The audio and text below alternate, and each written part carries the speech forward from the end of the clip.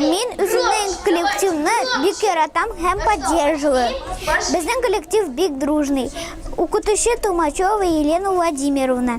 Ул гел әйтә нәрсә безгә ясарга.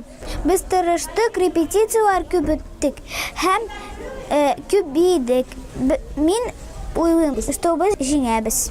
2 ел юты бию коллективына йөрүче Сәминә җитди имтихан тотарга әзерләнә. Ул да булса дәрәҗәле республика фестиваленең сайлап алу турында чыгыш ясау.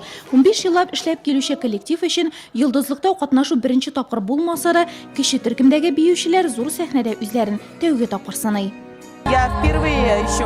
Мин нәниләрне беренче тапкыр алып барам. Моңарчы өлкәнрәкләр белән барган идек. Балалар бик теләп көтәләр, күзләре янып тора. Әти-әниләре дә дулкынлана. Алар миңа теләктәшлек күрсәтә. Йолдызлык өчен махсус костюмнар тектердек. Алар бик матур килеп чыкты. Миңа ошады. 54 бала коллективның кече төркемен тәшкил итә, өлкән төркемдә 11 яшь биюче. Өйрәнү юнәлеше эстрада биюләре. Йолдызлыкның зона турына 2 бию сюжеты әзерләнгән. Берсе ашыйсы килми торган патша кызы турында булса, икенчесе заманча гаджетлар яратучы бала хакында.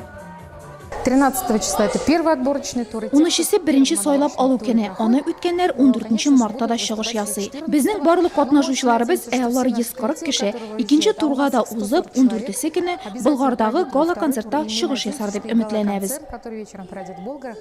Әле кичә генә шәһәр мәдәният сараенда репетицияләрен үткәргән биюче, җырчы һәм конферансьелар бүген Болгарда мәртәбәле жюри күңелен яулый. Иртәгә икенче сайлап алу көне. Аны узганнарны республика сәхнәсе Казан көтә.